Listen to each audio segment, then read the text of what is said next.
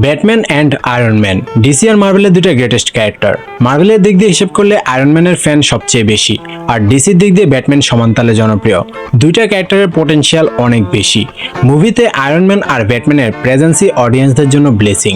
আজকের ভিডিওতে এই দুইটা ক্যারেক্টার মানে ব্যাটম্যান আর আয়রন ম্যানের মুভিজ বক্স অফিসে কেমন করেছে, আর আসলে মুভিজগুলো কেমন ছিল, কার মুভিগুলো বেটার ছিল সেটা নিয়ে আলোচনা করব। তো হ্যালো সুপার পিপল, কেমন আছো সবাই? আমি ফরহাদ আছি তোমাদের সাথে। আশা করি তোমরা সবাই ভালো আছো। চলে যাচ্ছি মেন ভিডিওতে। আমরা স্ক্রিনে অনেককে ব্যাটম্যান প্লে করতে দেখেছি। মিড 90s দিকে মাইকেল কিটনের ব্যাটম্যান, 2005 থেকে 12 ক্রিশ্চিয়ান বেলের ব্যাটম্যান, জাস্টিস লিগে বেন অ্যাপ্লিকের ব্যাটম্যান, 2022 সালের দি ব্যাটম্যান থেকে প্যাটিনসনের ব্যাটম্যান। যেহেতু ক্রিস্টোফার নোলান ডিরেক্টেড 2005 থেকে 12 এর Bale Batman trilogy Iron Man trilogy release ডেটের সমসাময়িক, তাই আমি ডার্ক নাইট ট্রায়োলজির সাথে আয়রনম্যান ট্রায়োলজির কম্পেয়ার করে দেখব। শুরু করছি ব্যাটম্যান দিয়ে। ব্যাটম্যানের প্রথম মুভি ব্যাটম্যান বিগিন্স, যেটা এসেছে 2005 সালে। ব্যাটম্যান বিগিন্সের বাজেট ছিল 150 মিলিয়ন ইউএসডি। 2005-এর 9th হাইয়েস্ট গ্রোসিং মুভি ছিল এটি। বক্স অফিস কালেকশন করেছিল 371.9 মিলিয়ন, অর্থাৎ ব্যাটম্যান বিগিন্স হিট মুভি ছিল।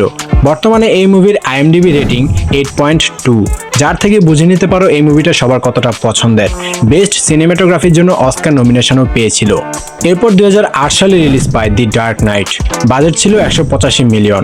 এই বাজেটের একটা মুভি যেটা কোনো ইউনিভার্সের সাথে কানেক্ট ছিল না, একটা সুপারহিরো ক্যারেক্টারের উপর বেস্ট মুভি 2008 সালে 1 বিলিয়ন ইনকাম করেছিল।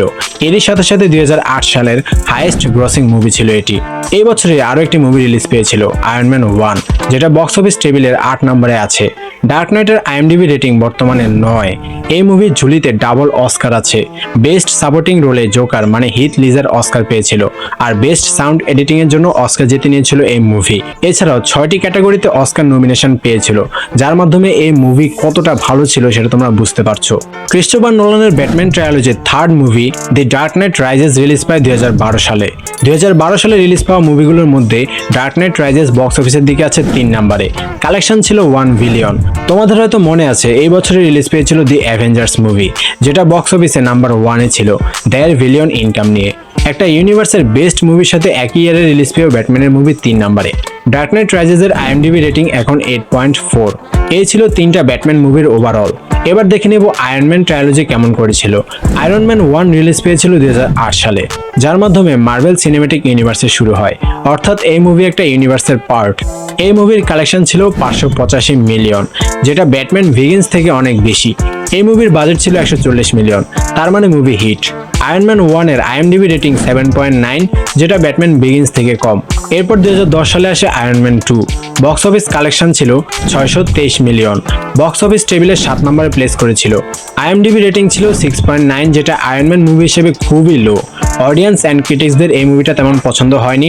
আমারও পার্সোনালি এই মুভি ডিসঅ্যাপয়েন্টিং লেগেছে। 2013 সালে রিলিজ পায় আয়রন ম্যান 3, প্রথম আয়রন ম্যান মুভি যেটা 1 বিলিয়ন ক্রস করেছিল। কালেকশন ছিল 1.2 বিলিয়ন। এরই সাথে বছরের 2 নম্বর হাইয়েস্ট গ্রসিং মুভি ছিল এটি।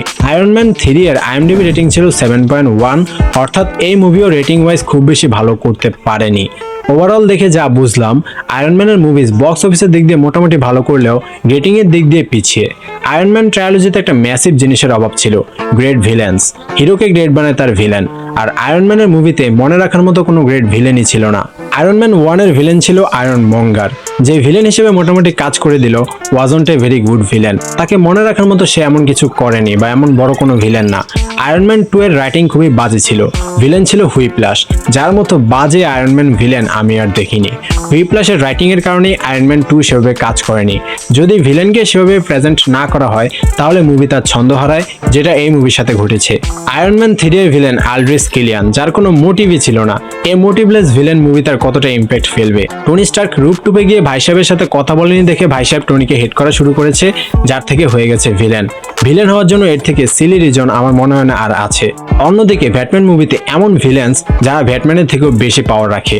ওইসব ভিলেনদের মোটামুটি একটা হিউজ ফ্যান বেজও আছে, যাদেরকে স্ক্রিনে দেখে অডিয়েন্স হাততালি দেয়। ব্যাটম্যান বিগিন্সে ভিলেন ছিল স্কেয়ার ক্রো অ্যান্ড রাস আল গুল। দি ডার্ক নাইটের গ্রেটেস্ট ভিলেন জোকার, আর দি ডার্ক নাইট রাইজেসে তালিয়া আল গুল, ভ্যানের মতো ভিলেন্স। ক্রিস্টোফার নোলানের মুভি, যার কারণে স্টোরিতে কোনো প্রকার কম্প্রোমাইজ করা হয়নি। অল 3 সিনেমেটিক মাস্টারপিস, যেটা আয়রন ম্যানের মুভির ক্ষেত্রে বলা যায় না। আয়রন ম্যানের movie story wise average. Iron ম্যানের attitude, suit up scene, fighting সবকিছু ছিল অনেক ভালো, যার কারণে মুভি ওয়ার্ক করেছে। শুধু যদি ভিলেনকে আরো ব্যাডাস ভাবে ইন্ট্রোডিউস করা যেত, আয়রন ম্যানকে সাইন্টিফিক্যালি অ্যান্ড ইন্টেলিজেন্টলি ওভার করার মতো ভিলেন থাকতো, তাহলে আয়রন ম্যানের মুভিগুলো সেরা হতে পারতো। এই hero like iron man deserve a great villain. মুভির রাইটিং এও অনেক লেজিনেস ছিল। ওভারঅল ব্যাটম্যান সবসময় ওয়ার্ক করলেও আয়রন ম্যানের সোলো মুভি করে না। শুধুমাত্র ক্রিস্টোফার নোলান ডিরেক্টেড মুভি বলে কিন্তু সেগুলো কাজ করেছে এমন না। ক্রিস্টোফার নোলান ছাড়াও ব্যাটম্যানের মুভি ওয়ার্ক করে। 2022-এর দি ব্যাটম্যানকে উদাহরণ হিসেবে নিতে পারো। Cinematic experience, story, villain, suspense এই সব দিক দিয়ে ব্যাটম্যানের মুভি আয়রন ম্যানের মুভিজ থেকে এগিয়ে। তো এই ছিল আজকের ভিডিও। আশা করি ভিডিও তোমাদের ভালো লেগেছে। ভিডিও কেমন লাগলে অবশ্যই কমেন্টে জানাবে। ভালো লাগলে লাইক, কমেন্ট অ্যান্ড শেয়ার করে দিবে। আর এরকম সুপার ভিডিওগুলো আরও পেতে অবশ্যই সাবস্ক্রাইব করে বেল আইকন বাজিয়ে দিবে। Bye bye.